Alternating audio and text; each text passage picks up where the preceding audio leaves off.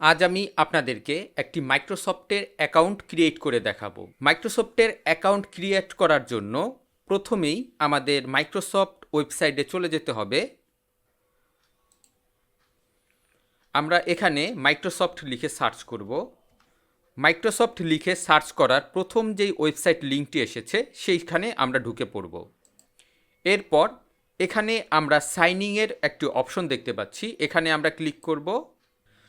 যদি আমাদের Microsoft account থেকে থাকে তাহলে এই সাইন ইনের এখানে আমরা মাইক্রোসফটের আইডিটি বসিয়ে দিব। তারপর আমরা নেক্সটে ক্লিক করে পাসওয়ার্ড দিলেই আমাদের মাইক্রোসফট অ্যাকাউন্টটি লগইন হয়ে যাবে। তো এই মুহূর্তে আমাদের মাইক্রোসফট অ্যাকাউন্ট ক্রিয়েট করতে হবে। তার জন্য এখানে আমরা ক্রিয়েট ওয়ান এখানে আমরা ক্লিক করব। এবার আমরা এই মাইক্রোসফট অ্যাকাউন্টটি আমরা কয়েকটিভাবে তৈরি করতে পারি।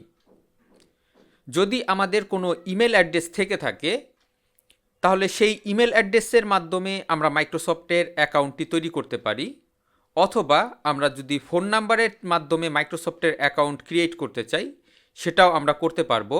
এই যে নিচে আমরা দেখতে পাচ্ছি ইউজ এ ফোন নাম্বার, এখানে যদি আমরা ক্লিক করি তাহলে এখানে আমরা ফোন নাম্বারের একটি অপশন দেখতে পাচ্ছি। ফোন নাম্বার দিয়েও আমরা মাইক্রোসফট অ্যাকাউন্ট ক্রিয়েট করতে পারবো। আর যদি আমাদের মাইক্রোসফটের একটি নিজস্ব ইমেল অ্যাড্রেস আমাদের ক্রিয়েট করতে হয় তাহলে gate a new email address এখানে আমরা ক্লিক করব। এখানে ক্লিক করলে আমি মাইক্রোসফটের আউটলুক.com এবং মাইক্রোসফটের hotmail.com-এ এই দুইটির মাধ্যমে আমি একটি ইমেল অ্যাকাউন্ট তৈরি করতে পারবো এবং তার সাথে আমি একটি মাইক্রোসফটের অ্যাকাউন্টও তৈরি করতে পারবো। তো আজ আমি আপনাদেরকে গুগলের ইমেল অ্যাড্রেস দিয়ে কিভাবে মাইক্রোসফটের অ্যাকাউন্ট ক্রিয়েট করতে হয় তা আমি আপনাদেরকে দেখাবো। তো এখানে ইউজ ইওর ইমেল অ্যাড্রেস এখানে আমরা ক্লিক করব। এবার এখানেই আমরা গুগলের ইমেল অ্যাড্রেসটি টাইপ করে দিব, যেই ইমেল অ্যাড্রেসটি আমাদের গুগল অ্যাকাউন্টে ক্রিয়েট করা আছে। আমাদের জিমেলের ইমেল অ্যাড্রেসটি টাইপ করার পরে এখানে আমরা নেক্সটে ক্লিক করব।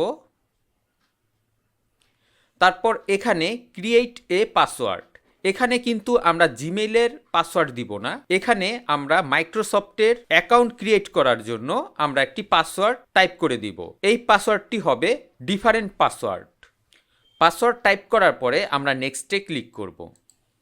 তারপর এখানে আমরা ফার্স্ট নেম এবং লাস্ট নেম টাইপ করে দিব। তারপর আমরা নেক্সটে ক্লিক করব। তারপর এখানে আমি আমার বার্থডেট টাইপ করে দিব। তারপরে নেক্সটে ক্লিক করব।